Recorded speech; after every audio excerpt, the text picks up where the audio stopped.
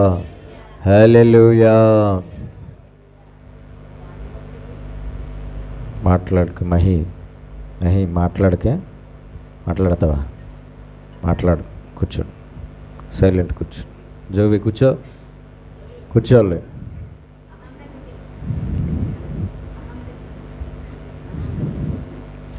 రెండు చేతులు పైకెత్తి స్తోత్రాలు చెల్లిద్దాం. హల్లెలూయా. దేవుని వాక్యాన్ని మనము ధ్యానించుకుందాం. పరిశుద్ధ గ్రంథంలో నుండి మనము యూదా రాజుల చరిత్ర అనే అంశాన్ని నేర్చుకుంటూ ఉన్నాం. యూదులను పరిపాలించినటువంటి మహారాజుల జీవితాలు, వారి యొక్క భక్తి, వారి యొక్క పాపాలు, వారి యొక్క పరిపాలనా కాలాల్లో జరిగినటువంటి మేలులు, జరిగినటువంటి కీడులు, ఇవన్నీ కూడా మనము నేర్చుకుంటూ ఉన్నాం. మనం ప్రస్తుతం యెహోషాపాతు అనే మహారాజు గురించి నేర్చుకుంటూ ఉన్నాము. యెహోషాపాతు అనే మహారాజు జీవితంలో ఆయన చాలా దేవునికి ప్రియమైన వాడిగా ఉండడం అనేది మనము చూస్తూ ఉన్నాం. యెహోషాపాతు అనే మహారాజు దేవునికి ఇష్టడుగా ఉన్నాడు. దానికి కారణం అతడు దేవుని యందు చాలా భయభక్తులు కలిగి జీవిస్తూ ఉన్నాడు. కాబట్టి అతడు చేస్తున్న పనులు దేవునికి అనుకూలముగా కూడా ఉన్నాయి. అతడు దేవుని ప్రజలను దేవుని వైపు మళ్ళించడం అనేది కూడా దేవునికి చాలా ప్రియమైనదిగా కనబడుతూ ఉన్నది. ఇలాగా మనం రాయబడిన లేఖనాల్లో చూస్తే ఆయన యొక్క క్రియలన్నీ కూడా, ఆయన పనులన్నీ కూడా, ఆయన ప్రవర్తన అంతా కూడా దేవునికి చాలా అంగీకారంగా, అనుకూలంగా ఉండడం అనేది జరిగింది. ఆయన జీవితంలో దేవునికి అంగీకారంగా లేనిది ఎప్పుడంటే ఆహాబుతో వియ్యం అందడం. దేవునికి అంగీకారంగా లేనిది ఆహాబు అనే ఆ శత్రువుతో భక్తిహీనుడికి యుద్ధంలో సహాయం చేయడానికి వెళ్ళడం. ఇలాగా కొన్ని అయితే దేవునికి అంగీకారం కానివి కూడా యెహోషాపాతు జీవితంలో జరగడం అనేది మనం చూస్తున్నాం. మన జీవితాల్లో కూడా కొన్ని దేవునికి అంగీకారమైనవి జరుగుతాయి, అప్పుడప్పుడు కొన్ని దేవునికి అంగీకారము కానివి కూడా జరుగుతూ ఉంటాయి. మనమే చేస్తాం. అవి మనము తెలిసి చేసినవి ఉంటాయి, మనము తెలియక చేసినవి కూడా ఉంటాయి. దేవునికి అంగీకారము కానివి మనమే చేస్తాము, తెలిసి చేస్తాము, తెలియకుండా కూడా చేస్తూ ఉంటాం. అయితే మన జీవితాల్లో మనము దేవుని చిత్తము, దేవుని జ్ఞానము కలిగి, దేవుని చిత్తం కలిగి, దేవుడు ఆలోచనలతో, దేవుడు మనస్సు ఏంటో మనం గుర్తించి మనము ఏం చేసినా ఆయనకు అనుకూలంగా చేయడం అనేది జరిగితే కనుక మనము చాలా ఆశీర్వాదాలను చూడడం అనేది జరుగుతుంది, చాలా దీవెనలు చూడడం అనేది జరుగుతుంది.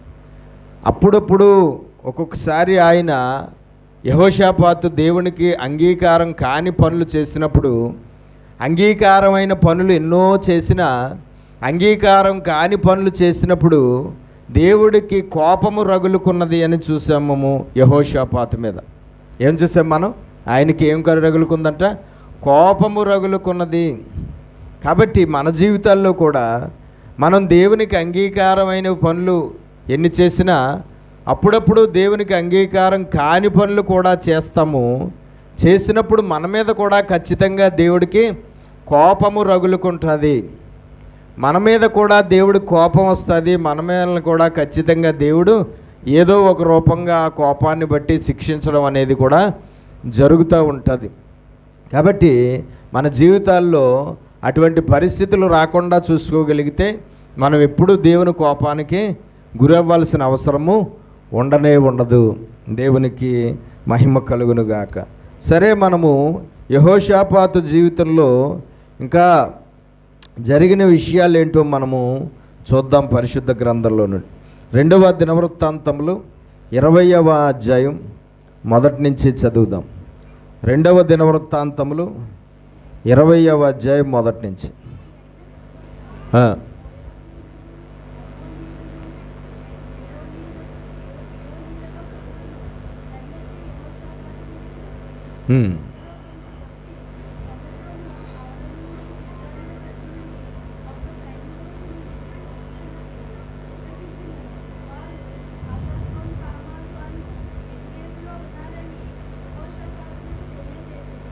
రెండు చేతులు పైకెత్తి స్తోత్రాలు చెల్లిద్దాము. మహి వాళ్ళిద్దరిని విడదీసేయండి అర్జెంటుగా. అర్జెంటుగా.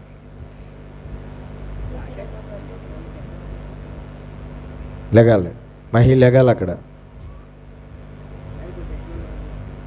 మాట్లాడడానికి వీల్లేదు. రెండు చేతులు పైకెత్తి స్తోత్రాలు చెల్లిద్దాము. హల్లెలూయా, హల్లెలూయా.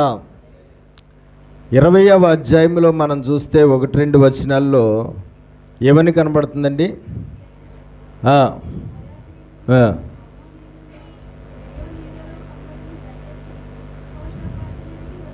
చూడండి, యెహోషాపాతు పరిపాలన చేయడం మొదలుపెట్టిన తర్వాత శత్రువులు ఎవరూ కూడా యెహోషాపాతు మీదకి రావడం అనేది జరగలేదు.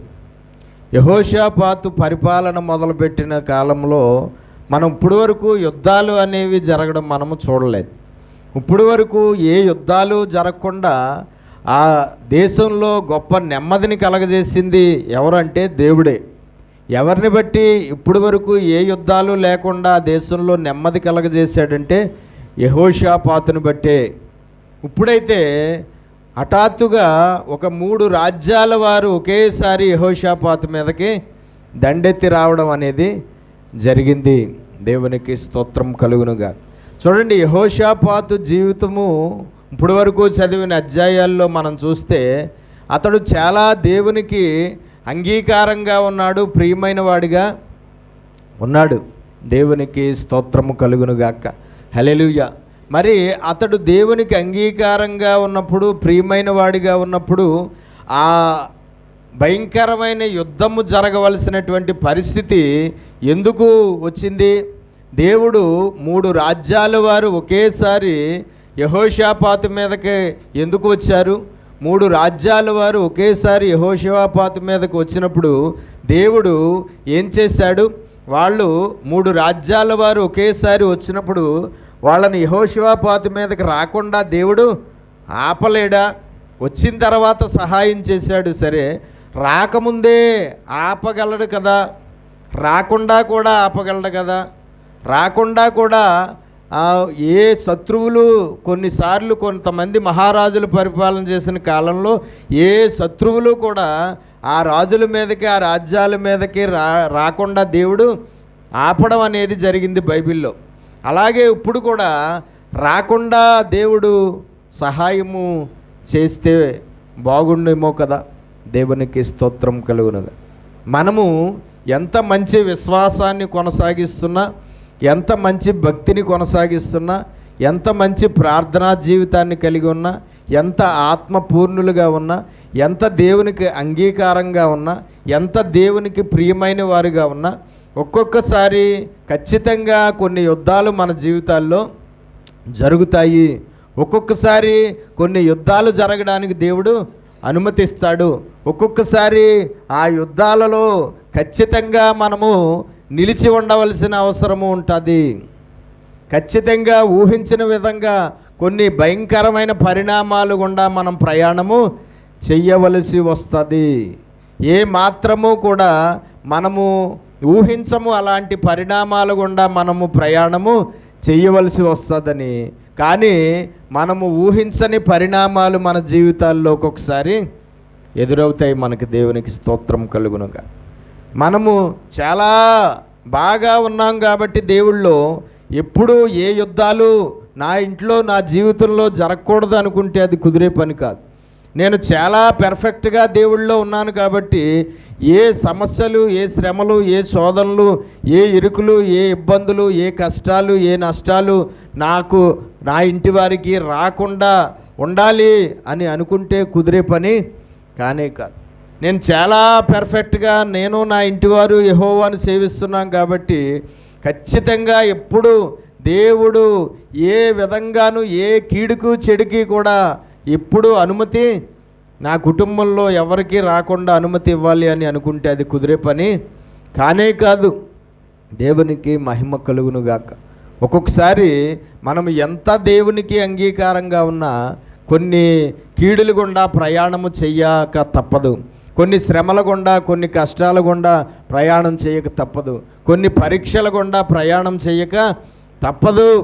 ఏ ఉద్దేశంతో ఆ పరిస్థితికి అనుమతి ఇచ్చాడో మనకి ముందు అర్థమవ్వదు, కానీ తర్వాత అయితే ఖచ్చితంగా అర్థమవుతుంది. ఏ ఆలోచనతో ఏ ఉద్దేశంతో దేవుడు అటువంటి పరిణామాలు మన జీవితాల్లో జరగడానికి దేవుడు అనుమతి ఇచ్చాడో మనకి తర్వాత తెలుస్తుంది. దేవుడికి సమస్తము తెలుసు. మనకైతే ఎప్పుడు ఏది జరుగుతుందో మనకు తెలియదు, కానీ ఖచ్చితంగా దేవుడికి మాత్రం మన జీవితాల్లో ఎప్పుడు ఏది జరుగుతుందో ఖచ్చితంగా ఎవరికి తెలుసు? దేవుడికి తెలుసు. 3 రాజ్యాల వారు ఒకేసారి యెహోషువపాతు మీదకు వస్తారన్న సంగతి యెహోషువపాతుకి తెలియదు, కానీ దేవుడికి తెలుసా తెలీదా? దేవుడికి తెలుసు. దేవుడికి తెలిసినప్పుడు యెహోషాపాతును బట్టి, యెహోషాపాతు దేవుడికి ఇష్టడుగా ఉన్నాడు కాబట్టి యెహోషాపాతును బట్టి 3 రాజ్యాల వారిని రాకుండానే 3 రాజ్యాల వారు ఇటువైపు చూడకుండా చేయగలడు కదా, చేయొచ్చు కదా. 3 రాజ్యాల వారు కలిసి పన్నాగం పన్నుతున్నప్పుడు దేవుడు ఆ పన్నాగాన్ని భంగం చేయొచ్చు కదా. 3 రాజ్యాల వారు ఐక్యత కలిగి యెహోషాపాతు మీదకి యుద్ధానికి రావడానికి ప్రయత్నం చేస్తున్నప్పుడు ఆ ప్రయత్నాన్ని దేవుడు ఆపివేయచ్చు కదా. వాళ్ళు 3 కలిసి రాకుండా దేవుడు చేయగలడు కదా. వాళ్ళ 3 కలిసి ఆ యుద్ధము ప్రకటించకుండా దేవుడు చేయగలడు కదా. దేవునికి స్తోత్రం కలుగునుగాక. హల్లెలూయా. కొన్ని పరీక్షలు దేవుడు మన జీవితాల్లో ఎందుకు పెడతాడంటే ఆ పరీక్షల సమయాల్లో మనం ఎలా ప్రవర్తిస్తామో తెలుసుకోవడం కోసం, ఆ పరీక్షల సమయాల్లో మన విశ్వాసము ఎలాగా ఉంటుందో తెలుసుకోవడం కోసం, ఆ పరీక్షల సమయాల్లో మన ఓర్పు సహనం ఎలాగ ఉంటుందో తెలుసుకోవడం కోసం, ఆ పరీక్షల సమయాల్లో మనం దేవుడి మీద ఎలాగ ఆధారపడతామో దేవుడు తెలుసుకోవడం కోసం, ఆ పరీక్షల సమయాల్లో దేవునికి ఎలా ప్రార్థన చేస్తామో తెలుసుకోవడం కోసం, ఆ పరీక్షల సమయాల్లో ఆ కీడులను జయించడం అనేది మన వల్ల ఎలాగా అవుతుందో దేవుడు తెలుసుకోవడం కోసం కొన్ని రకాలైన పరిణామాలకు దేవుడు అనుమతిస్తూ ఉంటాడు, ఎలాంటి వారి జీవితాల్లోనైనా సరే. అయితే ఇక్కడ 3 రాజ్యాల వారు ఒకేసారి దండెత్తి వస్తే ఏం జరిగిందో చూడండి. అంతలో కొందరు వచ్చి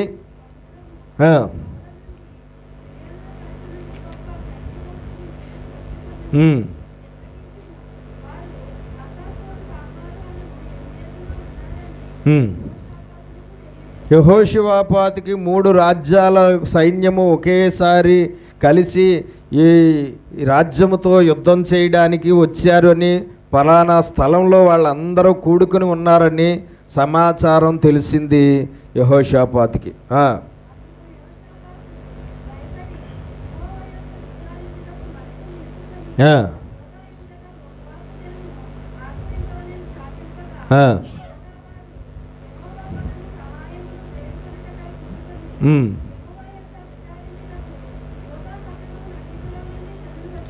దేవునికి స్తోత్రం కలుగునుగాక. చూడండి, అతడు 3 రాజ్యాల వారు ఒకేసారి దండెత్తి వచ్చారని తెలిసినప్పుడు కొంచెం భౌతికంగా శరీరానుసారంగా కొద్దిగా భయం అనేది కలిగి ఉండడం అనేది జరిగింది. కానీ అతడు చాలా మంచిగా అడుగులు వేయడం అనేది జరిగింది. అప్పుడు అతడు దేవుడి దగ్గర విచారణ చేయడం అనేది చేశాడు. తన వాడుకు చెప్పున అతడు యోధా దేశం అంతటా ఉపవాస దినమును ప్రకటించాడు. ఆ యొక్క సమయంలో యెహోవా సహాయము కొరకు ఈ దేవుణ్ణి వేడుకోవాలని ఆజ్ఞ ఇచ్చాడు ప్రజలందరికీ. దేవునికి స్తోత్రం కలుగునుగాక.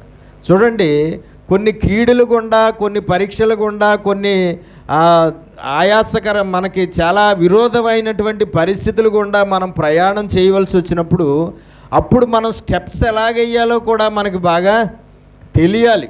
ఈనాడు క్రైస్తవుల్లో చాలామందికి అలాంటి పరిస్థితులు వచ్చినప్పుడు ఎలాగ అడుగులు వేయాలో తెలియట్లేదు. ఎలాగ అడుగులు వేయాలో తెలియక తప్పటడుగులు వేసేసి చివరికి చాలా ఇబ్బంది పడిపోవడం, నలిగిపోవడం అనేది జరుగుతూ ఉన్నది.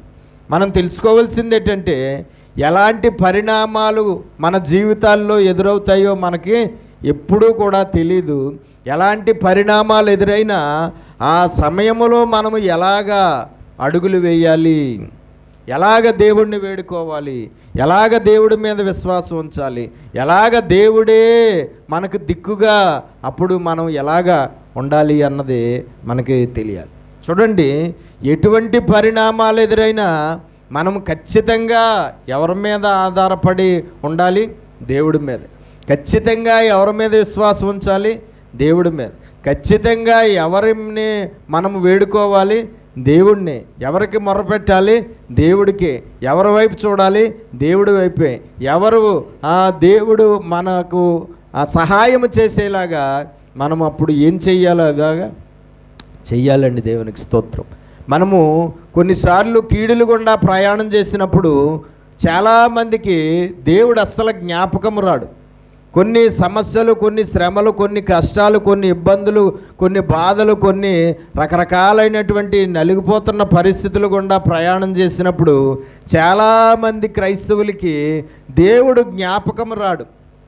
ఆ కష్టము నుంచి నా దేవుడు నన్ను విడిపిస్తాడన్న ఆలోచనే రాదు. ఈ శ్రమ నుంచి దేవుడు రక్షిస్తాడన్న నమ్మకమే ఉండదు. ఈ శోధన దేవుడు తీసివేస్తాడన్నటువంటి విశ్వాసం పనిచేయదు. ఈ సమయంలో నేను ఉపవాసము ప్రతిష్ఠించుకుని దేవుడిని వేడుకోవాలి అన్నటువంటి ఆలోచనే రాదు. ఈ సమయంలో నా ఇంటి వారందరము కలిసి దేవుని పాదాల దగ్గర మొరపెట్టాలి అన్నటువంటి తలంపే రాదు. ఈ సమయంలో దేవుని వైపే నేను నా ఇంటివారు చూడాలి తప్ప ఇంకెవరి వైపు చూడకూడదు. దేవుడినే ఖచ్చితంగా ఇప్పుడు నేను ఖచ్చితంగా దేవుడి మీద ఈ విషయంలో ఆధారపడాలి, ఈ విషయంలో నేను దేవుడి మీద ఆనుకోవాలి, ఈ విషయంలో నేను దేవుడిని ఆశ్రయించాలి అని అనుకోవడం అనేది చెయ్యరు చాలామంది. భౌతికంగా వాళ్ళకి ఏదైతే కనబడుతుందో దాని వైపు చూడడం అనేది జరుగుతుంది. మనుషుల్ని నమ్ముకోవడం జరుగుతుంది. రకరకాలైనటువంటి విధానాల్లో వాళ్ళు అడుగులు వేస్తూ ఉంటారు. అప్పుడు మనము దేవుడు పెట్టిన పరీక్షల్లో ఫెయిల్ అయిపోయిన వారం అవుతున్నాము. దేవుడు పెట్టిన పరీక్షల్లో ఫెయిల్ అయిపోయిన వారం అవుతున్నాము. ఫెయిల్ అయిపోయాము అంటే ఆ పరీక్ష నుంచి మనం బయటికి పడతామో పడమో కూడా తెలీదు. ఫెయిల్ అయిపోయామంటే ఎట్టి పరిస్థితుల్లోనూ మనకు విడుదల వస్తుందో లేదో కూడా చెప్పలేము మనం. చూడండి, ఇక్కడ యెహోషాపాతు 3 రాజ్యాల వారు ఒకేసారి దండెత్తి వస్తే ఎవరి వైపు చూశాడు? దేవుని వైపే చూశాడు. ఇశ్రాయేలీల రాజు వేరే శత్రువుతో యుద్ధం చేయాలనుకున్నప్పుడు ఎవరి వైపు చూశాడు? ఆహాబు తన శత్రువుతో యుద్ధం చేయాలి అనుకున్నప్పుడు ఎవరి వైపు చూశాడు? ఆహాబు యెహోషాపాతు వైపు చూశాడు. మరి ఆయన ఎలాగైతే ఈయన వైపు చూశాడో ఈయన కూడా ఆయన వైపు చూడొచ్చు కదా. వియ్యంకుడే కదా, ఇది బంధం ఉంది కదా, చచ్చిపోయినా సరే ఇంకా వాళ్ళ కుమారులు వాళ్ళ పిల్లలు ఉన్నారు కదా కదండి. ఆయన వైపు చూశాడా? ఆయనైతే ఇశ్రాయేలీల రాజు అయితే యుద్ధము చేయవలసిన సమయం వచ్చినప్పుడు ఎవరి సహాయం వేడుకున్నాడు? యెహోషాపాతు సహాయం. ఇప్పుడు ఈయన యుద్ధం చేయవలసి వచ్చినప్పుడు ఎవరి సహాయము వేడుకున్నాడు? దేవుని సహాయం. ఇశ్రాయేలీల రాజు వైపు చూశాడా? చూడలేదు. ఇంకా వీళ్ళతో సంధి కుదిరినటువంటి రాజ్యాలు ఉంటాయి. ప్రతి రాజ్యం వారికి కూడా కొన్ని రాజ్యాలతో సంధి ఉంటుంది.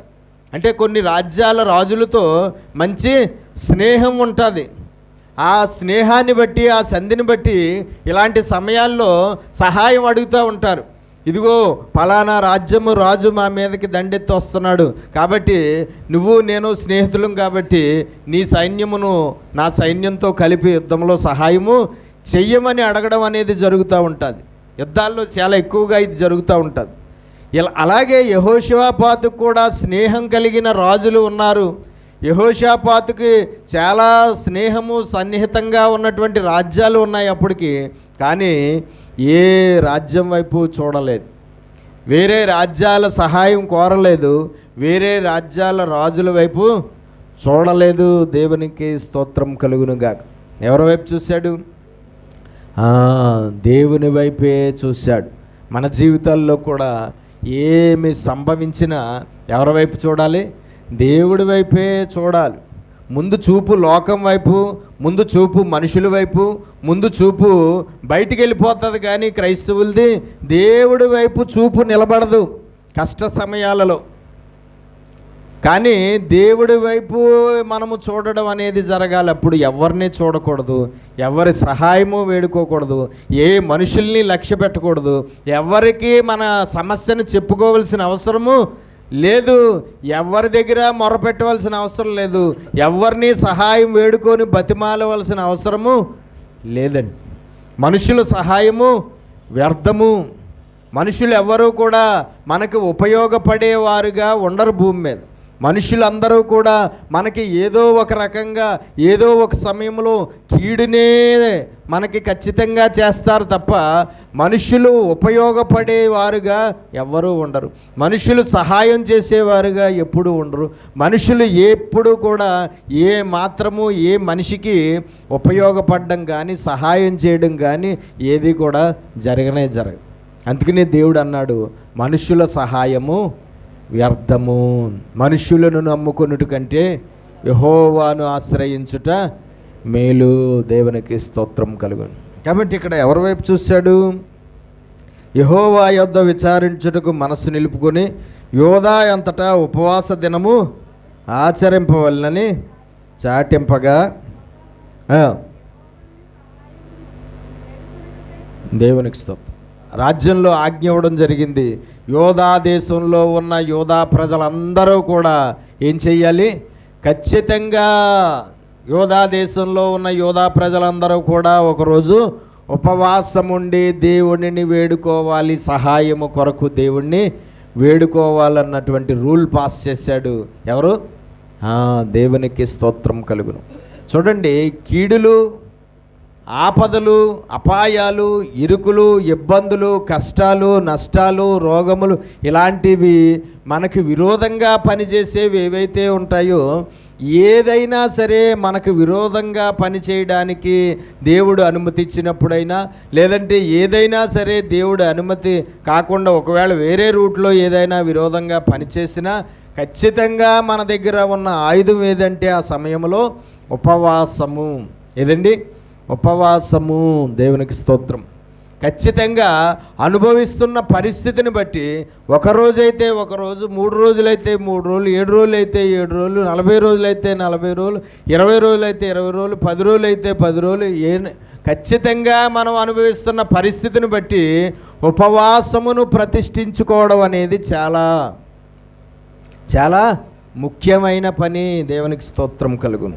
ఎంతోమంది కొన్ని భయంకరమైనటువంటి పరిణామాల గుండా ప్రయాణం చేస్తున్న ఏ మాత్రము ఉపవాసములు ప్రతిష్ఠించుకోరు, ఏ మాత్రము ఉపవాసం ఉండి దేవుని సన్నిధికి వెళ్ళి దేవుని సన్నిధిలో మొర్రపెట్టాలని అనుకోరు.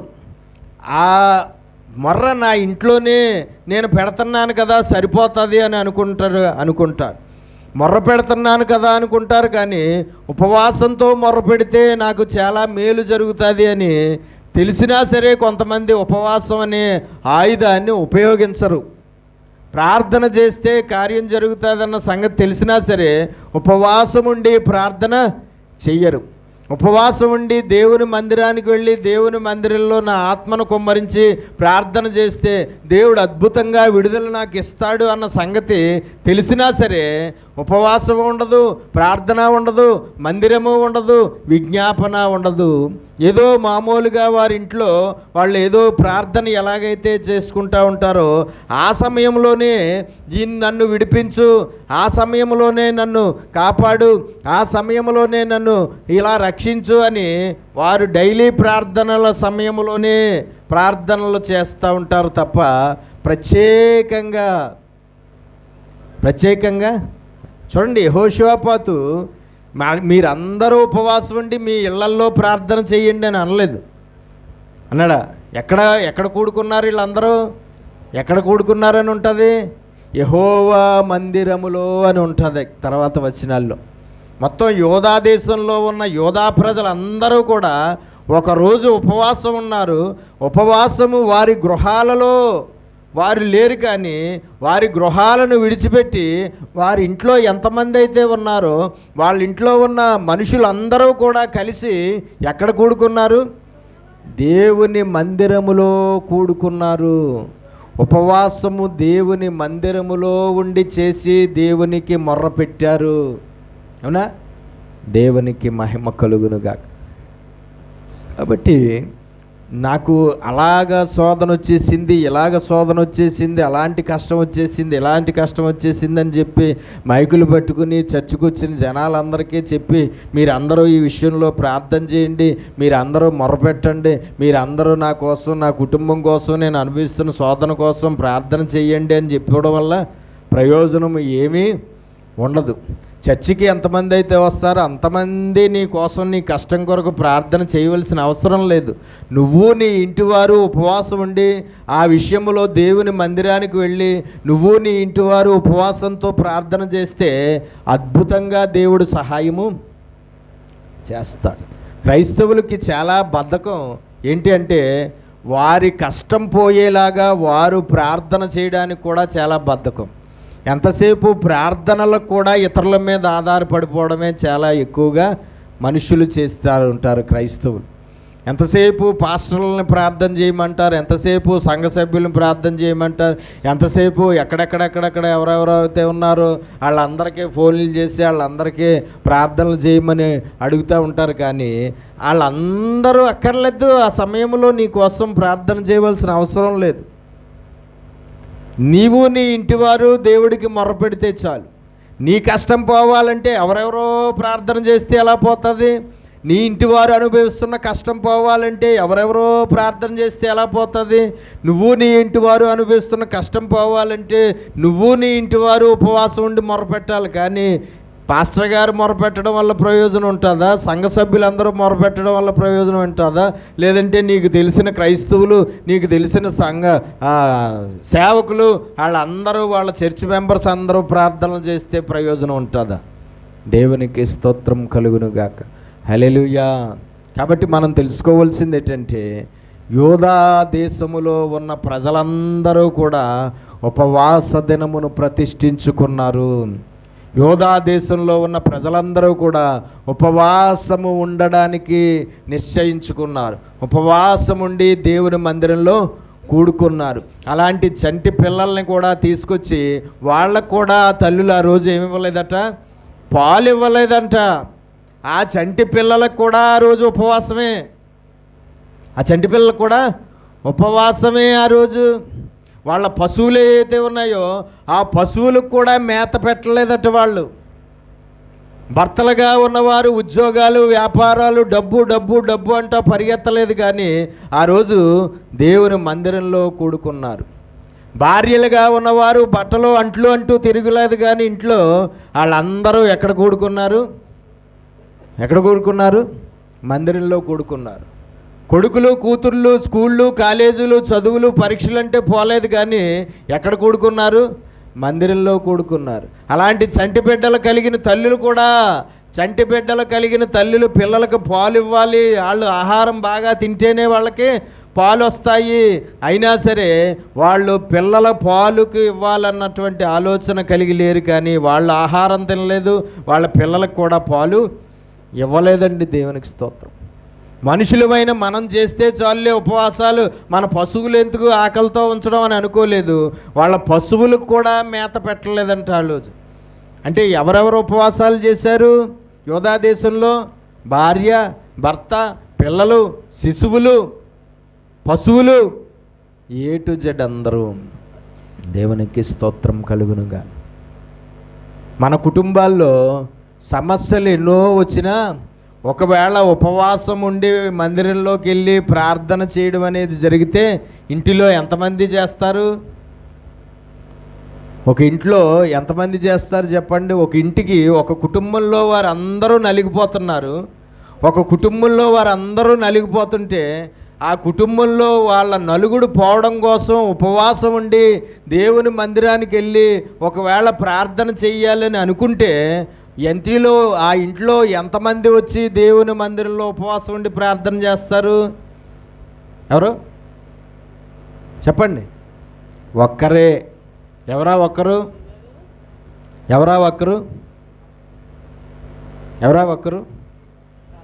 పని పాట ఏమీ లేకుండా తిని పడుకుంటుంది కదా భార్య, ఆవిడే కదండి. వాళ్ళ ఇంట్లో వాళ్ళకి అదే తెలుసు. ఏ పని పాట లేకుండా ఉన్నది, వెళ్ళి ప్రార్థన చెయ్యి, నేను ఉద్యోగానికి వెళ్తానని మొగుడు పోతాడు. అమ్మా నువ్వు వెళ్ళి ప్రార్థన చెయ్యి, నేను స్కూలుకి పోతానని కొడుకు పోతాడు.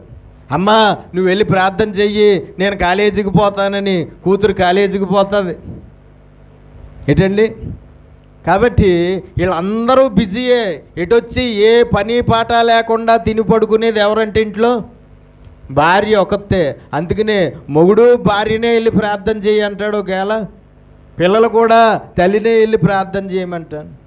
తల్లి కూడా, ఆ భార్య తల్లి కూడా, ఏమయ్యా రావయ్యా, మన శ్రమ పోవాలంటే మనం దేవుని సన్నిధిలో ఉపవాసం ఉండి మొరపెట్టాలండి, ఏమండి రండి అంటదా? అసలు తప్పెవరిదంటే భార్యదండి. ఎవరిని తన్నాలంటే ఇలాంటి సమయాల్లో ఇంట్లో స్త్రీని తన్నాలన్నమాట. ఎందుకంటే ఆవిడ చెప్తే ఖచ్చితంగా మోటివేట్ చేయగలదు.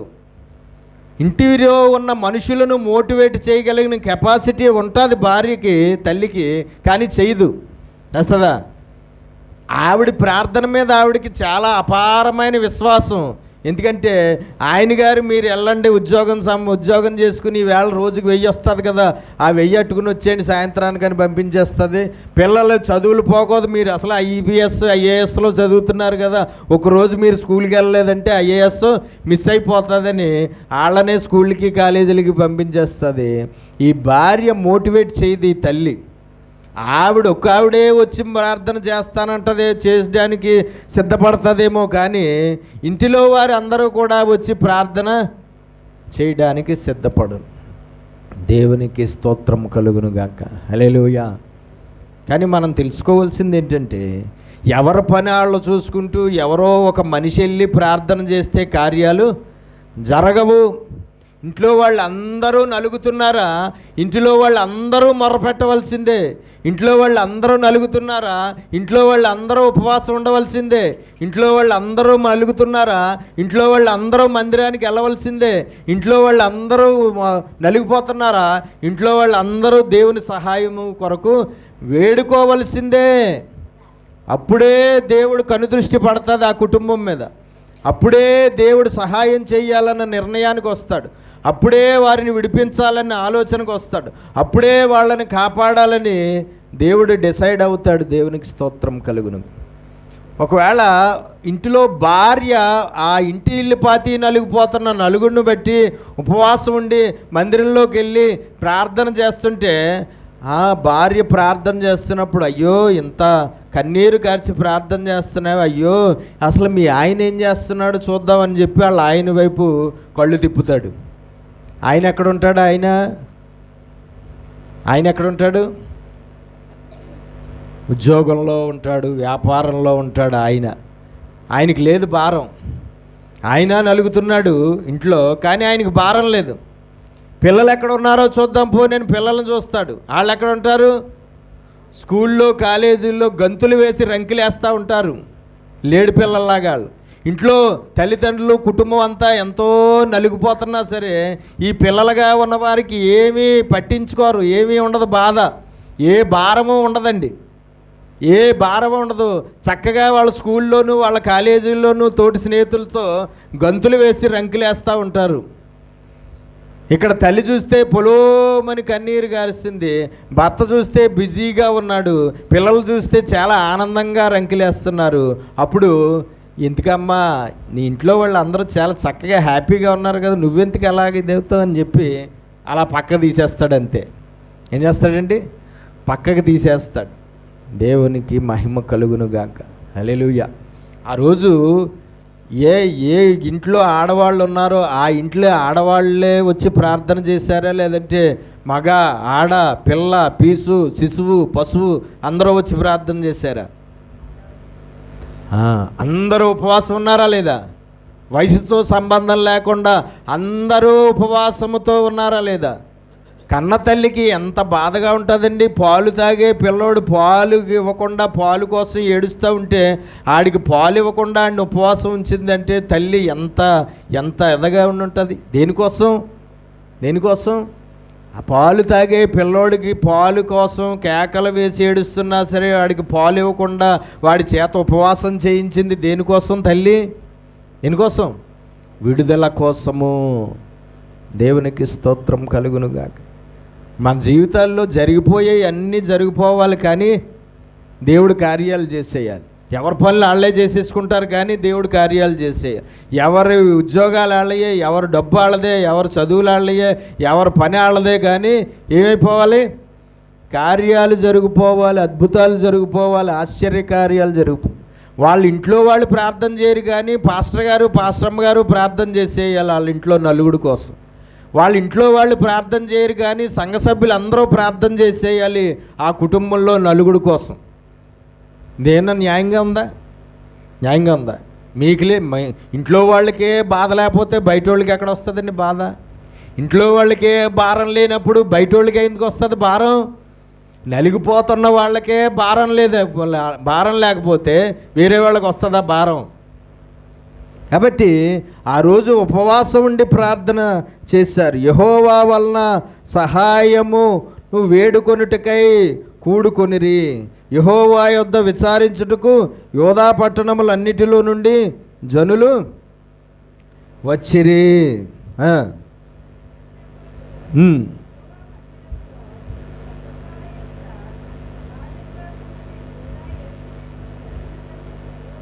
ఎక్కడ కూడుకున్నారని ఈ వాక్యంలో, ఈ వచనంలో వాళ్ళందరూ ఎక్కడ కూడుకున్నారని కనబడుతుంది మనకి? యెహోవా మందిరములో. ఎక్కడండి? యెహోవా మందిరం. మన కష్ట సమయాలలో మనం ఇంట్లో మొర్రపెట్టిన దానికన్నా దేవుని మందిరము ఏదైతే మనకు ఒకటి ఉందో ఆ మందిరానికి వెళ్ళి అక్కడ మొర్రపెడితే చాలా స్పీడ్గా రిజల్ట్ మనకి దొరుకుతుంది. మనము అందరము ఉపవాసం ఉండి మొర్రపెడితే చాలా స్పీడ్గా రిజల్ట్ దొరుకుతుంది. ఇంట్లో ఒకరు ఇద్దరు ఉపవాసాలు ఉండి మొరపెడితే ఏమీ రిజల్ట్ కనబడకపోవచ్చు.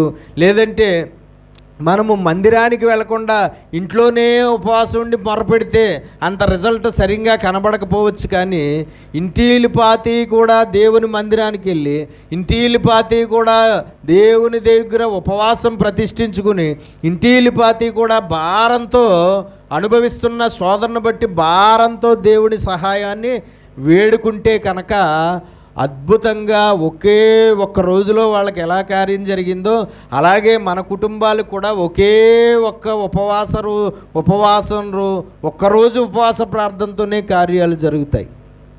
వాళ్ళు ఎన్ని రోజులు చేశారండి ఉపవాసం? ఒక్కరోజే. యోధా దేశం అంతటా కూడా ఒకే ఒక్క దినము ఉపవాసం. ఒక్క దినము ఉపవాస ప్రార్థనకే ఆశ్చర్య కార్యము జరిగింది. ఒక్కరోజు ఉపవాస ప్రార్థనకే 3 రాజ్యాల సైన్యము ఎగిరిపోయారు. శత్రువులు అనబడిన వారు ఎగిరిపోయారు. దేవునికి స్తోత్రం కలుగు. ఇంట్లో ఒక్క మనిషి 40 రోజులు దేవుని మందిరానికి వెళ్ళి ప్రార్థన చేసినా ఆ కుటుంబంలో నలుగుడు ఏదైతే ఉందో ఆ నలుగుడు పోదు. కానీ ఇంటిలో వారు అందరూ ఉపవాసం ఉండి ఒక్కరోజు దేవుని మందిరానికి వెళ్ళి ప్రార్థన చేస్తే ఆ ఒక్కరోజుతోనే విడుదల వచ్చేస్తుంది ఖచ్చితంగా. వాళ్ళు ఏ విషయంలో నలుగుతున్నారో ఆ విషయంలో నలుగుడి నుంచి ఒక్క రోజులోనే విడుదల వచ్చేస్తుంది ఖచ్చితంగా. కానీ చెయ్యరు. విడుదల వచ్చేస్తుంది కదా, మళ్ళీ చేస్తే వచ్చేస్తుంది, విడుదల వచ్చేస్తుంది కదా, అందుకని ఏం చెయ్యరు. దేవునికి స్తోత్రం కలుగును గాక. మనకి ఫంక్షన్లకు వెళ్ళడానికి, రకరకాల ప్రయాణాలకు వెళ్ళడానికి, లేదంటే రకరకాలైన పనులకి మనకి సమయం దొరుకుతుంది. కానీ దేవుని మందిరంలో మనం అనుభవిస్తున్న నలుగుడి నుంచి విడుదల పొందుకోవడానికి ఇంటిలో వాళ్ళందరూ కలిసి ప్రార్థన చేయడానికి భర్తను అడిగితే భర్త కుదరదంటాడు, కొడుకుని అడిగితే కొడుకు కుదరదంటాడు, కూతురుని అడిగితే కూతురు కుదరదంటుంది. ఇంకెవరికి కుదురుతుంది? నాకు ఒక్కదానికే కుదురుతుందని చెప్పి భార్య ఒకతే వచ్చి చేస్తూ ఉంటుంది. కానీ ప్రయోజనం ఏమన్నా ఉంటుందా? ప్రయోజనం ఏమన్నా ఉంటుందా? ఏమీ ప్రయోజనం ఉండదు. దేవునికి స్తోత్రం. మనము విడుదల పొందుకునేలాగున దేవుడి దగ్గర మొర్ర పెట్టడానికే మనకు కుదరకపోతే విడుదల ఇవ్వడం ఆయనకే కుదరదు కదండి. దేవుడికి మొర్ర పెట్టడానికే మనకు కుదరకపోతే నీకు కార్యం చేయడానికి దేవుడికి కుదరదు, నీకు సహాయం చేయడానికి దేవుడికి కుదరదు, నీకు ఉపకారం చేయడానికి దేవుడికి కుదరదు, నిన్ను కాపాడడానికి దేవుడికి కుదరదు. దేవునికి స్తోత్రం కలుగునుగాక. హల్లెలూయా. కాబట్టి మనం తెలుసుకోవాల్సింది ఏంటంటే వాళ్ళందరూ దేవుని మందిరంలో కూడుకున్నారంట. కూడుకుంటే యెహోషువాపాతు ప్రార్థన చేస్తున్నాడు. చదవండి 6 నుంచి.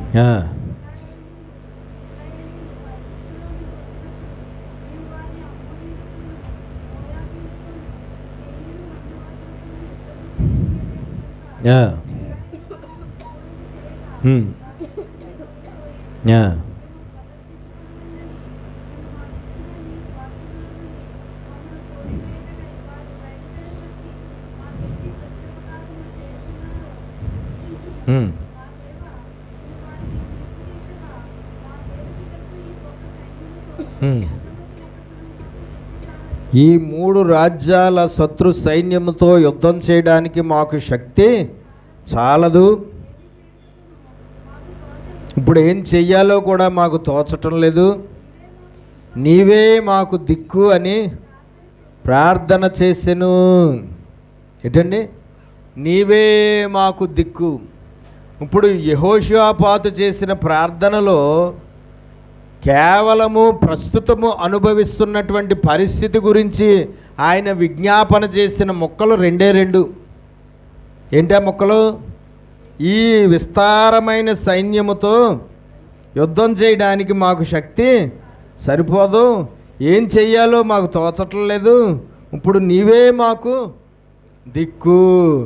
అంతేనండి. ప్రస్తుతం వారు అనుభవిస్తున్నటువంటి పరిస్థితి కొరకు విజ్ఞాపన చేసింది అదే. అంతకుముందు ప్రార్థన అంతా అప్పుడు పరిస్థితి గురించి ఏదైనా ఉందా? ఎక్కడికి వెళ్ళిపోయాడు? పితరుల కాలంలోకి వెళ్ళిపోయాడు. మందిరం యొక్క గొప్పతనాన్ని బట్టి అక్కడ ప్రార్థన చేస్తున్నాడు. పితరుల కాలంలో దేవుడు ఎలా సహాయం చేశాడో ప్రార్థన చేస్తున్నాడు. అసలు ఆ ఇశ్రాయేల్ ఆ దేశానికి దేవుడు ఎలాగా తీసుకొచ్చాడో ప్రార్థన చేస్తున్నాడు. ఆ తర్వాత ఇప్పుడు ప్రజెంట్ సిచ్యువేషన్ బట్టి అడిగిన మాటలు ఏంటి అంటే, మాకు శక్తి సరిపోదు వీళ్ళతో యుద్ధం చేయడానికి, మాకేమీ తోచటం లేదు ప్రస్తుతం, మాకు దిక్కు నీవే అని ప్రార్థన చేశాడు. దేవునికి స్తోత్రం కలుగునుగా. హల్లెలూయా. ఖచ్చితంగా మనందరికీ కూడా భూమి మీద ఉన్నంత కాలము దిక్కెవరు? దేవుడే దిక్కు. ఏ దిక్కు లేని వారికి దేవుడే దిక్కు అంటారు కాదు. ఏ దిక్కు ఉన్నా సరే అందరికీ దిక్కు దేవుడే. ఏ దిక్కు లేని వాడికి దేవుడే దిక్కు అంటారు. నిజం కాదండి అది. ఎన్ని దిక్కులున్నా మనకు కూడా దేవుడు ఒకడే దిక్కు. దేవునికి స్తోత్రం. ఆ దిక్కే కనుక మన వైపు చూడకపోతే నీకు ఎన్ని దిక్కులు ఉన్నాయో అన్ని దిక్కుల వైపు నువ్వు చూసినా ఏ ప్రయోజనము నీకు దొరకదు. ఆ సమయంలో ఏ సహాయము నీకు దొరకదు, ఏ మేలు నీకు దొరకదు, ఏ ఉపకారం నీకు దొరకదు. ఎందుకంటే ఏం చేసినా దేవుడే చేయాలి తప్ప ఎవరు ఏమీ చెయ్యలేరు. దేవునికి స్తోత్రం కలుగునుగా. మాకు దిక్కు నీవే. ఎవరు? మాకు దిక్కు నీవే ప్రభు అని ప్రార్థన చేశాడట.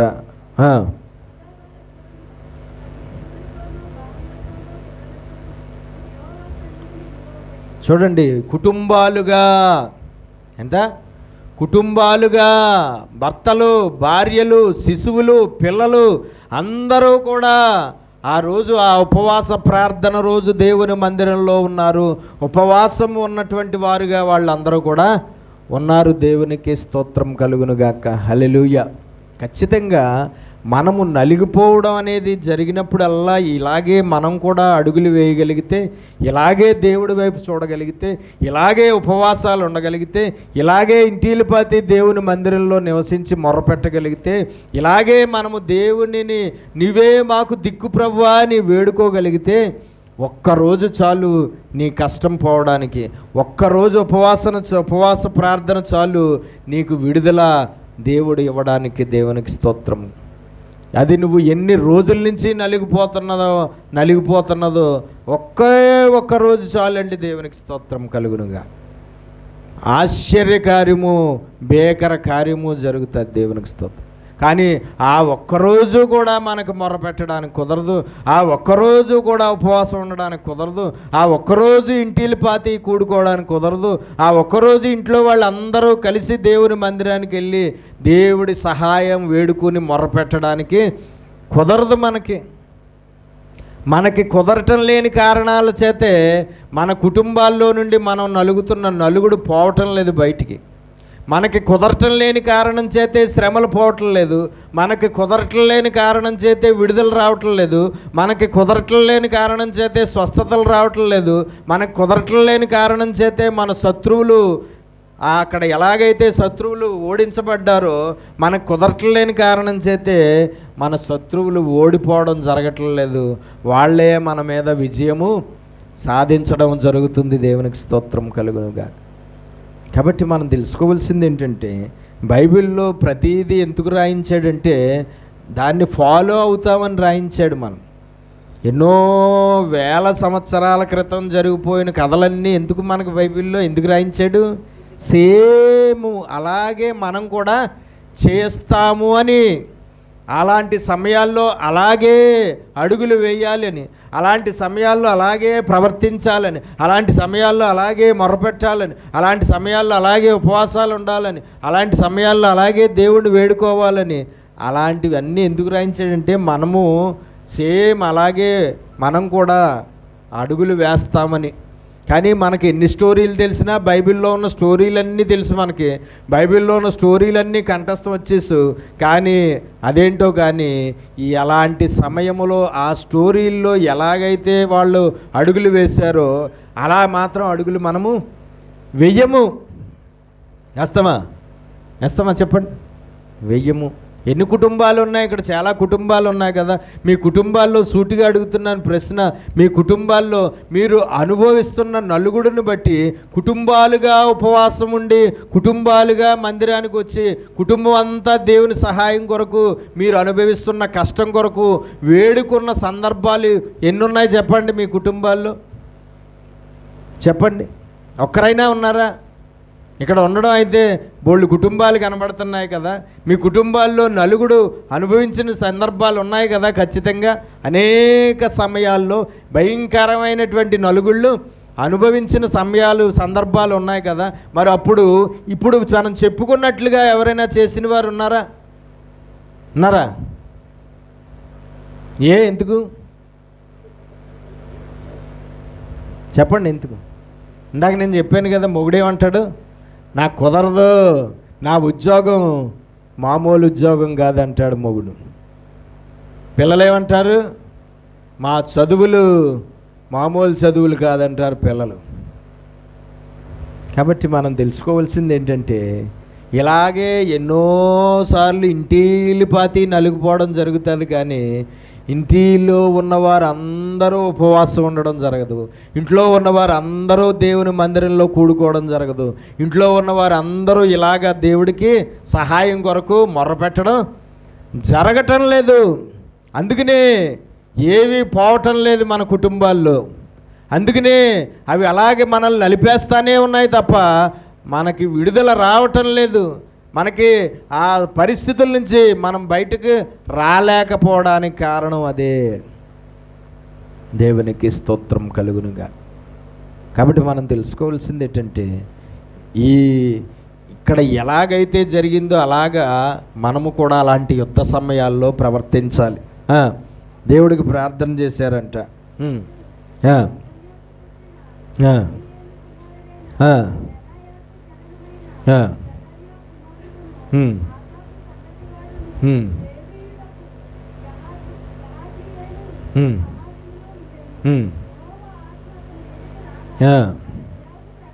వెంటనే ఆ ప్రార్థన విన్న తర్వాత వెంటనే వాళ్ళందరూ ఉపవాసం ఉన్న దాన్ని బట్టి, వెంటనే వాళ్ళందరూ మందిరంలో కూడుకున్న దాన్ని బట్టి, వెంటనే వాళ్ళందరూ ఎంతో శరీరాలు నలగొట్టుకుని వాళ్ళందరూ కుటుంబాలుగా దేవుని మందిరంలో కూడుకుని దేవుని మందిరంలో దేవునికి మొర్రపెట్టిన విధానాన్ని బట్టి దేవుడు వెంటనే రియాక్ట్ అయ్యాడు, వెంటనే స్పందించాడు. వెంటనే దేవుని ఆత్మ అక్కడ ఒక సేవకుడు ఉంటే ఆ సేవకుడి మీద కుమ్మరించి ఆయన మాట్లాడుతున్నాడు. ఏమని?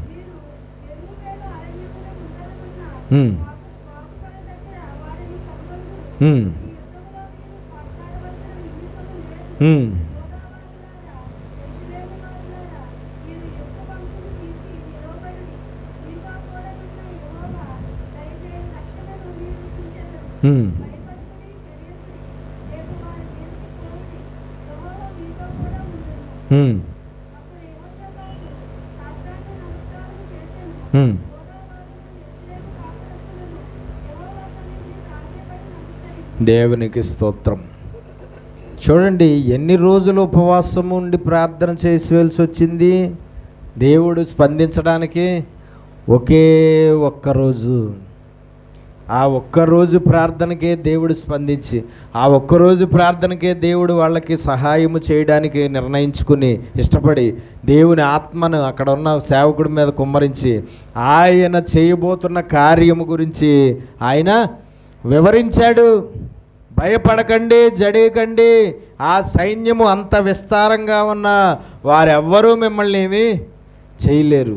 మీరు వారితో యుద్ధం చేయవలసిన అవసరం లేదు. యుద్ధ పంతులు తీర్చి వెళ్ళి అక్కడ నిలబడండి, అంతే. యుద్ధము నేను చేస్తాను మీ పక్షంగా. దేవునికి స్తోత్రం కలుగును. ఈనాడు సంవత్సరాల క్రితం నుంచి ప్రార్థన చేస్తున్నా దేవుడు స్పందించటం లేదు. ఏంటండి? ఎన్నో సంవత్సరాల నుంచి ఒకే విషయం కొరకు ఎన్నో సంవత్సరాల నుంచే మొరపెడుతున్న వారు ఉంటారు క్రైస్తవుల్లో. కానీ ఎన్ని సంవత్సరాలు అయిపోయినా ఆ విషయంలో దేవుడు స్పందించిన దాఖలాలు ఉండవు కొన్నిసార్లు కొంతమంది. ఏమంటారు కారణం ఏమంటారు? ఇక్కడ దేవుడు స్పందించడానికి ఎంత టైం పట్టింది? ఒక్కరోజు. కానీ మనం నెలల తరబడి సంవత్సరాల తరబడి మొర్రపెట్టుతున్నా సరే కొన్ని విషయాల్లో దేవుడు స్పందించటం లేదు. దేవుడు ఏ కార్యము చేయటం లేదు. దేవుడు అడిగిన ఆ అద్భుతము మేలు మనకి చేయటం లేదు. ఎందుకు? దేవుడు పక్షపాతం కలిగిన వాడా? కొంతమందికి చేయడం కొంతమందికి చేయకపోవడం అలాంటి వాడా? కాదు. అక్కడ విధానం ఏదైతే ఉందో ఆ విధానం సరిగ్గా లేకపోవడం వల్ల దేవుడు స్పందించటము లేదు. దేవునికి స్తోత్రం. దేవుడు చాలా రూల్స్ రెగ్యులేషన్స్ కలిగిన వాడు, నియమ నిబంధనలు కలిగిన వాడు. ఆయన నియమ నిబంధనలు రూల్స్ రెగ్యులేషన్స్ ప్రకారంగానే ఆయన వెళ్తాడు తప్ప ఆ రూల్స్ సరిగ్గా పాటించకపోతే ఏ మాత్రము ఆయన రియాక్ట్ అవడండి. దేవునికి స్తోత్రం కలుగునుగాక. కాబట్టి దేవుడు వెంటనే రియాక్ట్ అయ్యాడు, వెంటనే స్పందించాడు, వెంటనే వాళ్ళకి సహాయం చేస్తానని దేవుడు వాగ్దానము చేశాడు. వాళ్ళు ఏం చెయ్యాలో రేపొద్దున్న అది దేవుడు వాళ్ళకి చాలా స్పష్టంగా చెప్పడం అనేది జరిగిందండి. తర్వాత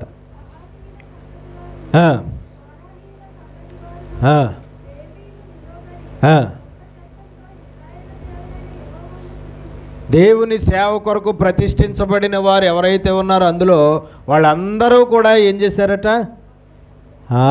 యెహోవాను స్తుతించారట.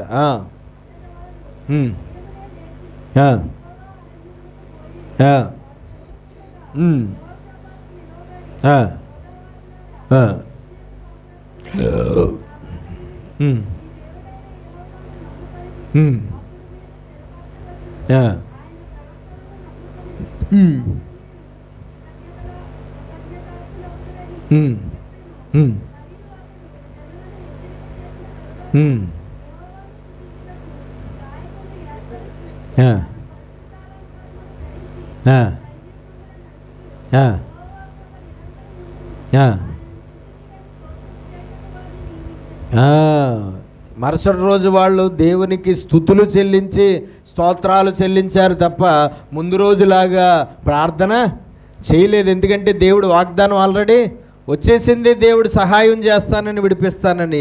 కాబట్టి వాళ్ళందరూ కూడా దేవుని కృతజ్ఞత కలిగి ఉన్నారు. వాళ్ళందరూ దేవుని ఎదురు సాగిలిపడి నమస్కారం చేస్తున్నారు. వాళ్ళందరూ పాడుతూ సంగీత వాయిద్యాలు వాయిస్తూ వాళ్ళందరూ కూడా మరుసటి రోజు దేవుడు ఏ ప్రదేశానికి వెళ్ళమన్నాడు ఆ ప్రదేశం దగ్గరికి వెళ్ళి ఏం చేస్తున్నారు? పాడుతూ దేవుని స్తుతిస్తున్నారండి. దేవునికి స్తోత్రం కలుగునుగాక. ఏం చేస్తున్నారు?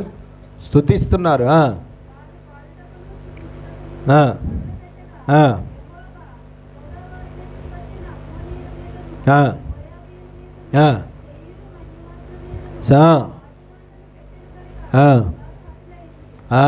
ఎక్కడైతే ఈ 3 రాజ్యాల సైన్యము కూడుకున్నారో వాళ్ళని దేవుడు ఏం చేశాడు?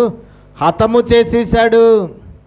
వాళ్ళు ఎక్కడైతే ఉన్నారో అక్కడ వారి మీద దేవుడు తన సైన్యాన్ని మాటుగాండ్రుగా పెట్టి వాళ్ళతో యుద్ధము చేయవలసిన అవసరం లేకుండానే దేవుడే తన సైన్యాన్ని పంపించి ఆ శత్రువులందరినీ కూడా ఏం చేశాడట?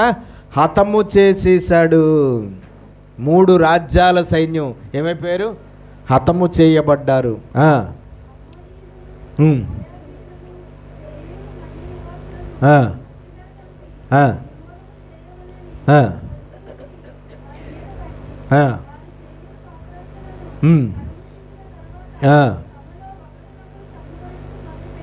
వారిలో వారే ఒకరినొకరు చంపుకునేలాగా దేవుడు చేసేసాడు.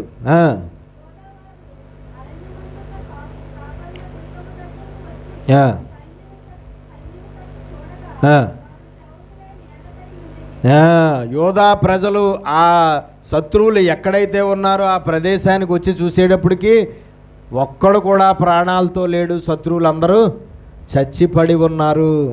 ఎవరు చంపారు వాళ్ళందరినీ? దేవుడే. ఎందుకు చంపాడు? వారు చేసిన పని, ముందు రోజు చేసిన పనిని బట్టి ఎంతో సంతోషపడి, ముందు రోజు వాళ్ళు చేసిన పనిని బట్టి ఎంతో ఆనందపడి, ముందు రోజు వాళ్ళందరూ మందిరంలో కూడుకున్న దాన్ని బట్టి, ముందు రోజు ఇంట్లో ఉన్న వాళ్ళందరూ వయసులతో సంబంధం లేకుండా ఉపవాసం ఉన్న దాన్ని బట్టి, ముందు రోజు వాళ్ళందరూ కూడా దేవుని మందిరంలో దేవుడు నువ్వే మాకు దిక్కు ప్రభువా ఈ సమయంలో అని దేవుడి వైపు చూసి దేవుడికి మొర్రపెట్టిన విధానాన్ని బట్టి నేనే మీకు దిక్కు అన్నారు కాబట్టి ఖచ్చితంగా నేనే మీకు దిక్కుగా ఉంటాను అని చెప్పి దేవుడు వెంటనే స్పందించి వెంటనే కార్యము చేశాడండి.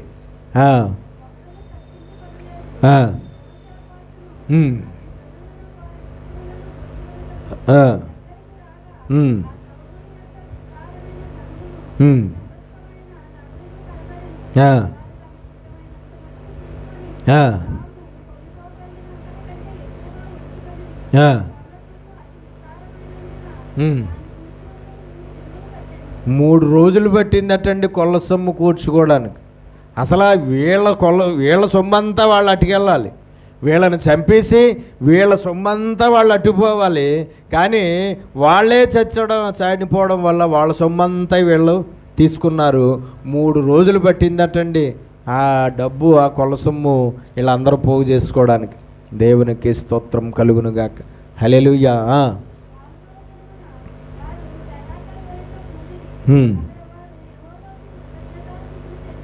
దేవుడు చేసిన కార్యాన్ని బట్టి ఏం చెల్లించారట? కృతజ్ఞతాస్తుతులు చెల్లించారట.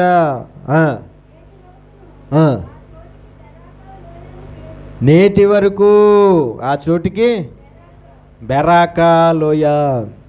దేవునికి స్తోత్రం కలుగును. దేవుని ప్రజలైన యూదులు ఏ యుద్ధము చేయవలసిన అవసరం లేకుండానే ఆ లోయలో శత్రువులందరినీ హతమార్చి దేవుడు వారి శవాలను అక్కడ ఉంచాడు. కాబట్టి మన జీవితాల్లో మనం తెలుసుకోవాల్సింది ఏంటంటే, అలాంటి పరిణామాలు వచ్చాయి, ఇలాంటి సమస్యలు వచ్చాయి, అలాంటి శోధనలు వచ్చాయి, అలాంటి కష్టాలు వచ్చాయి, ఇలాంటి రోగాలు వచ్చాయి, ఇలాంటి కరువు వచ్చింది, ఇలాంటి కాటకం వచ్చిందని చెప్పి మనలో మనం కుమిలిపోవడం, ఇంట్లో ఒకరినొకరు వాళ్ళ బాధలను ఒకరికొకరితో చెప్పుకుని ఒకరొకరు కౌగిలించుకుని ఏడవడాలు, ఇలాంటివన్నీ వేస్ట్. అయ్యో ఎంత కష్టం వచ్చిందండి మనకని మొగుడు పెళ్ళం కౌగిలించుకుని ఏడవడం వల్ల ప్రయోజనం ఏం లేదు. అయ్యో ఎంత కష్టం వచ్చిందిరా బాబు మనకని తల్లిదండ్రులు పిల్లలు కలిసి ఒకరినొకరు కౌగిలించేసుకుని పొలోమని ఏడవడం వల్ల ప్రయోజనం ఏమీ లేదు. వాళ్ళందరూ కలిసి దేవుడి దగ్గర ఏడిస్తే అప్పుడు ప్రయోజనం ఉంటుంది.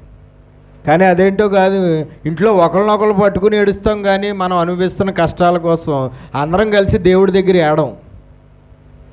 అందరం కలిసి దేవుడి దగ్గర ఏడిస్తే విడుదల వచ్చేస్తుంది కదా, అది భయం మనకి.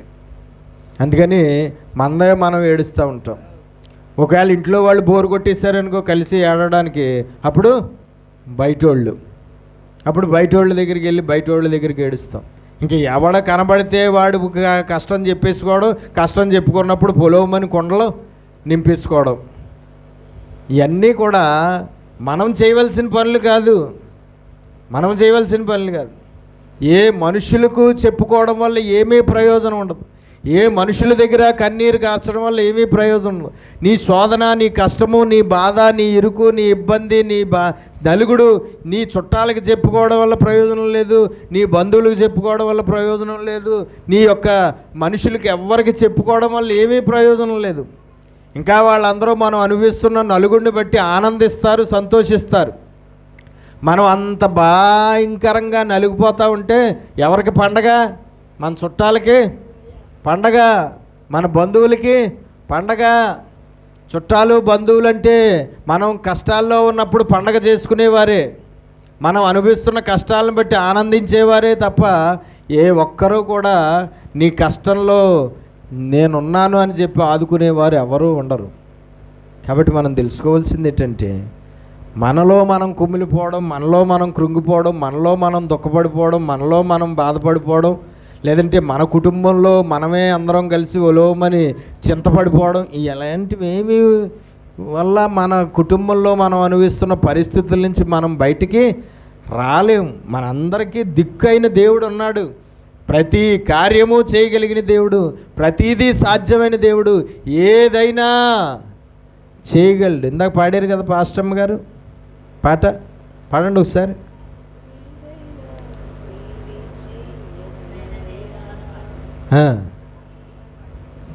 పాడతారు, ఆవిడే పాడతారు. మీకు ఎవరికి రాదు కదా, కొత్త పాట ఆవిడ కూడా కొత్తగా నేర్చుకున్నారు. ఆవిడ రాశారు అనుకుంటున్నారా? నీవి చేయగలవయ్యా నా జీవితంలో యేసయ్యా. అందరూ పాడండి, ఆవిడ పాడుతున్నారు కదా.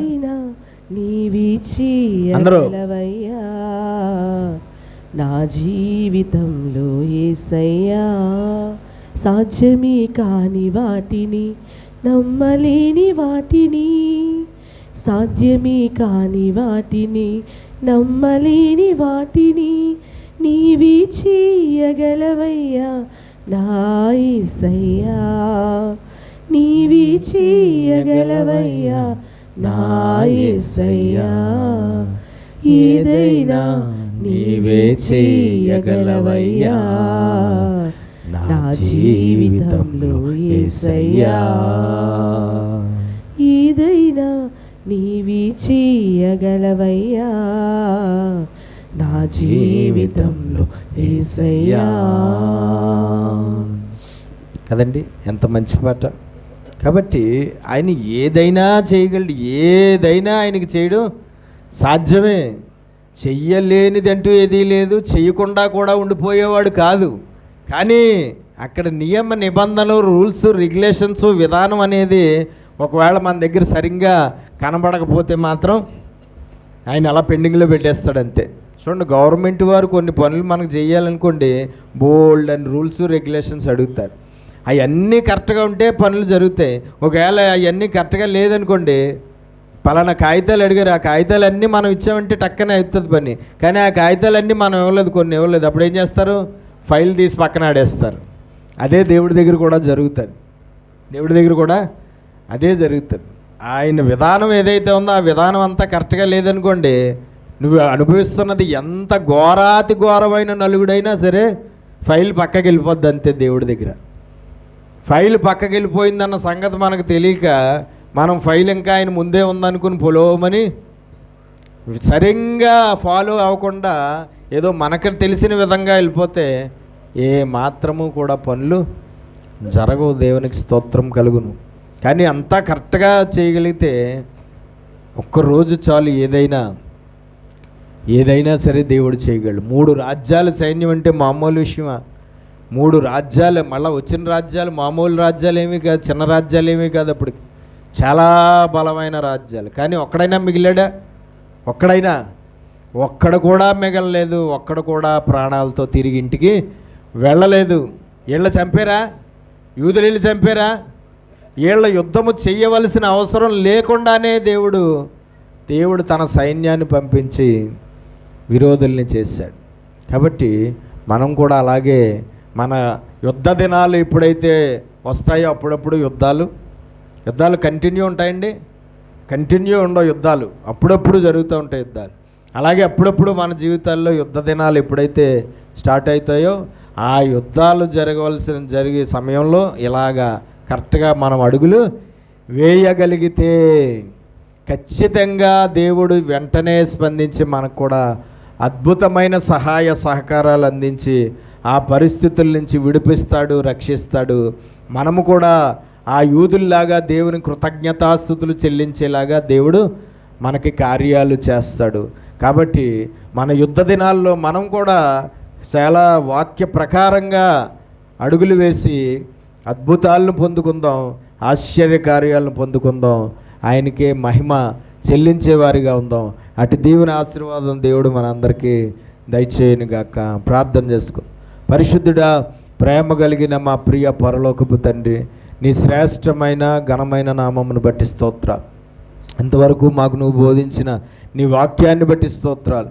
విన్న వాక్యం విడిచిపెట్టేవారిగా ఉండి మమ్మల్ని మేము మోసం చేసుకోకుండా విన్న వాక్యాన్ని బట్టి దేవా తండ్రి మేము ఫలించేలాగున విన్న వాక్యాన్ని బట్టి ప్రవర్తించి విన్న వాక్య ప్రకారంగా జీవించి ఆశీర్వదించబట్టుకు సహాయించి అద్భుత కార్యాలు, ఆశ్చర్య కార్యాలు, భీకర కార్యాలు, ఘనకార్యాలు మేము పొందుకోవడానికి సహాయం చేయి ప్రభువా. నీకు వందనాలు, స్తోత్రాలు. ఆనాడు దేవా తండ్రి నాయన యెహోషాపాతు జీవితంలో, యెహోషాపాతు రాజ్యములో భయంకరమైనటువంటి యుద్ధము అయ్యా జరిగే పరిస్థితి వచ్చినప్పుడు అద్భుతంగా వారికి నువ్వు సహాయం చేసావు తండ్రి. ఎంతో అద్భుతమైన కార్యం చేసావు, ఎంతో భీకర కార్యం చేసావు తండ్రి. ఎందుకంటే ప్రజలందరూ కూడా నీకు అనుకూలంగా అప్పుడు ప్రవర్తించారు కాబట్టి, ప్రజలందరూ నీకు ఇష్టమైన విధంగా వాళ్ళు ప్రవర్తించారు. ప్రజలందరూ కూడా నీవు కార్యం చేసేలాగా ఎలాగ అడుగులు వేయాలో అలాగ అడుగులు వేశారు. కాబట్టి నువ్వు వెంటనే నీ కార్యాన్ని ఆ రాజ్యంలో చేసావు తండ్రి. నీకు మా జీవితాల్లో ఎన్నోసార్లు యుద్ధ దినాలు వస్తున్నాయి, కానీ మేము అక్కడ ఎలాగా అడుగులు వేయాలో అలాగా అడుగులు వేయలేకపోవడం వల్లే ఆ యుద్ధాల నుంచి విడుదల మాకు రావటం లేదేమో, ఆ యుద్ధాలు పోవటం లేదేమో, ఆ యుద్ధాల్లో మేము విజయం సాధించవలసింది పోయి అపజయాన్ని పొందుకుంటున్నామేమో తండ్రి. నీ వాక్యాన్ని బట్టి మేము ఎలాగ అడుగులు వేయాలో యుద్ధ దినాల్లో అలాగ అడుగులు వేసి మేము కూడా అద్భుతమైన విజయాలు నీ ద్వారా పొందుకోవడానికి మాకు సహాయము చేయమని యేసు పరిశుద్ధ నామమున ప్రార్థన అడిగి వేడుకొనుచున్నాం పరమ తండ్రి. ఆమేన్.